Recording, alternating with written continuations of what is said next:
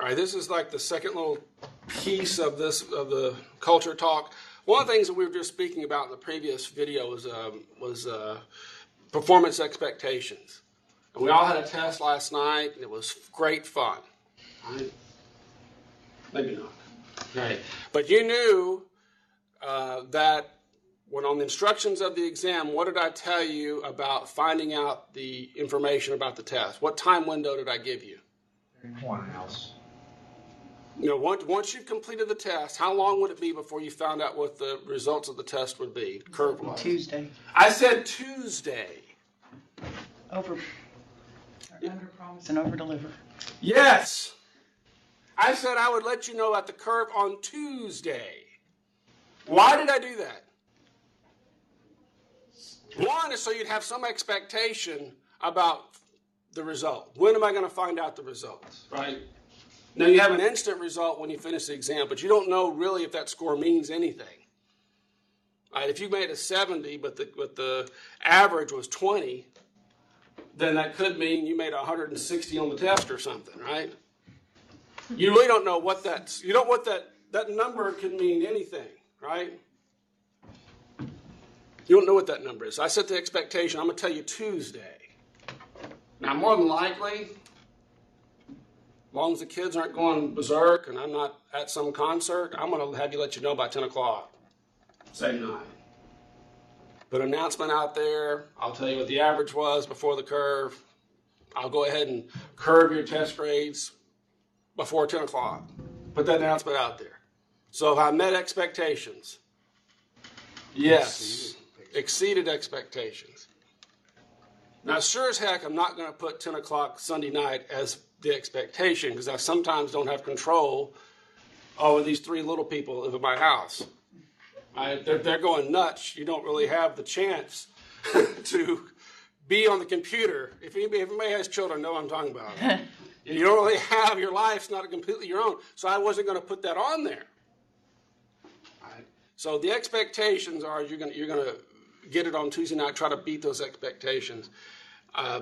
So you're wanting to set expectations for your people. You know, we talked about that. But this really the second part of the video here for today is going to talk about this administrative systems. Now, I know many of you printed out your slides and you have your notebook out and you're watching this video or you're in class and you have your notebook out and going.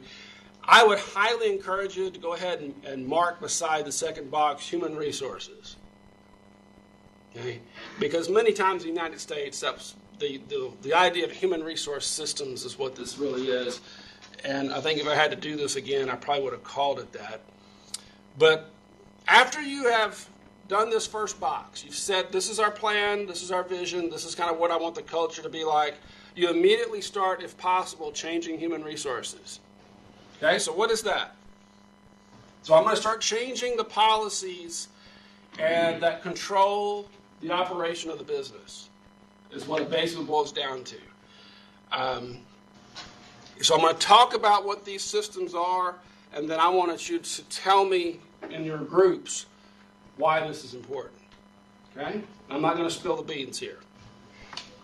So one of the systems that you can change in terms of administrative systems / human resource systems is the organizational structure.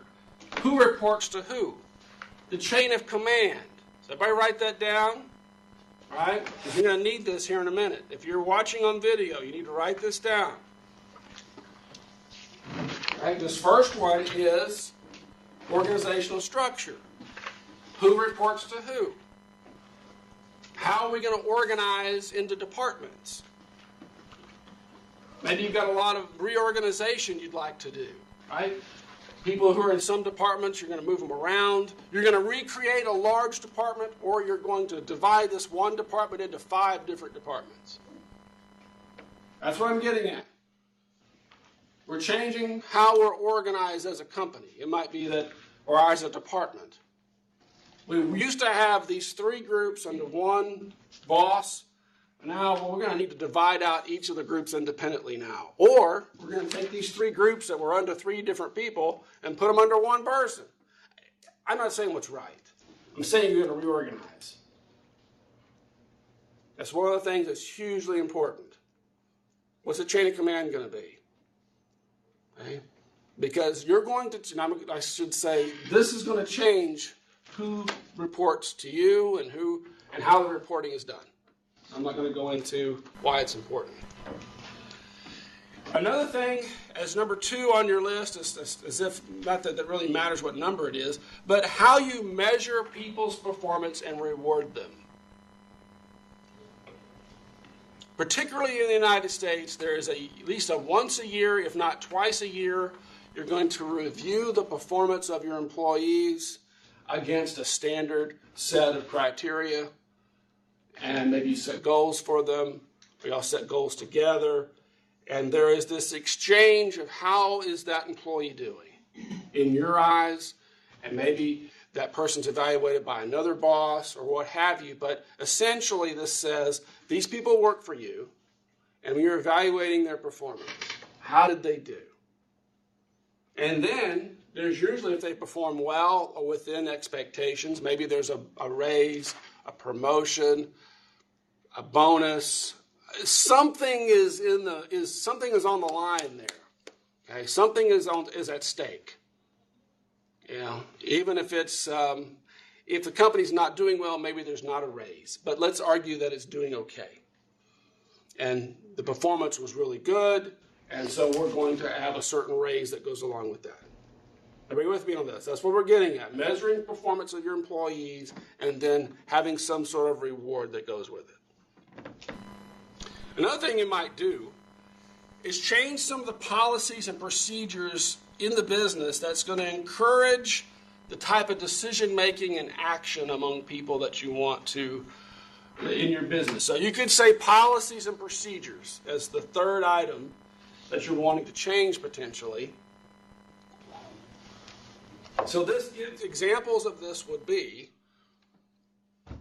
in the article about the sausage, was changing the policy of who tastes the sausage. That was a complete policy change, agreed? Of how they're going to operate. It encouraged decision-making at the level of the employee, not in management.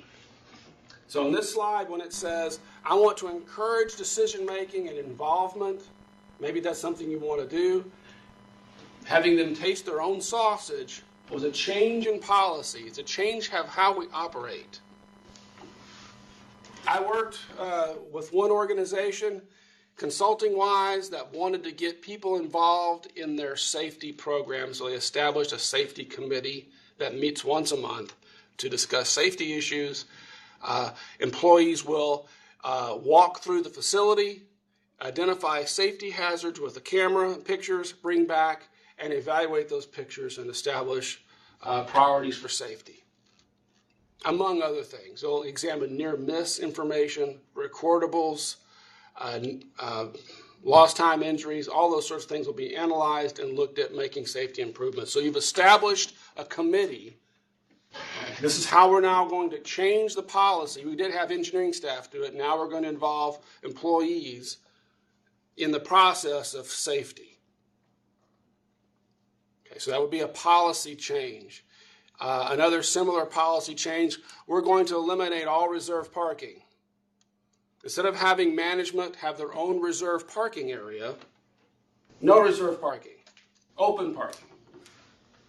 Because parking that's reserved only for a certain person is a status symbol.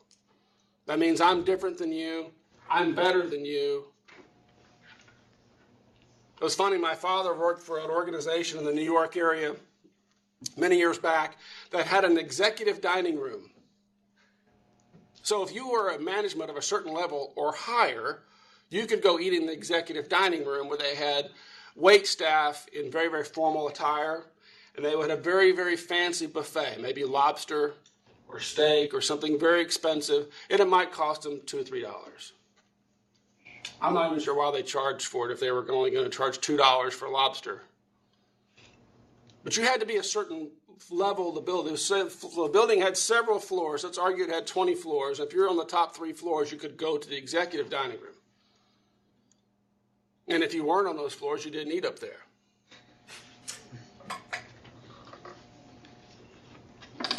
Policy. What are you encouraging with that policy, right? So that's what I'm getting at with policies. Fourthly, I can almost guarantee you're going to start looking at how you hire people. You're trying to change the culture. Remember this. You're trying to implement your plan for change. We spent the whole month of September trying to get a plan together, right? And now we're trying to implement that plan. We realize we don't have the right people here, so we're going to change how we hire people. Okay. All right, so, and I'll put this online as an assignment for the online folks, but I want to say, so what? Why does this matter? I've given you 4 things in the human resource world to change to support culture change in your business. And so why do these 4 things matter? So you're going to have a reason for each one of these 4. I always talk about changing the hiring process. Okay, so why would you change that? What's important about hiring people as it affects culture? Right? You got this culture you've spelled out for that you want people to behave, and we want to be this culture. You know, you talk about the time that, at least when I visited Harley Davidson, I'll never forget it. Right? What did I say about Harley Davidson? Everybody wore Harley Davidson. Everybody wore Harley Davidson attire. Right? From their shirts and their hats, and they drove the Harley Davidsons to work. Not all of them, but a good number of them. So we believed in the product. We identified with the organization. I'll never forget that trip. If that were me, I think it'd be worth flying to Kansas City and touring Harley Davidson. I really think it'd be worth it. Absolutely. The work ethic there, the attitude there, you got to go see it. So you've got this image, this culture you're wanting to achieve. I've given you 4 things that you need to change to support some culture. Tell me why each of those is important. Everybody good? Groups 2 or 3? The online folks are going to have this as homework? Good. Go.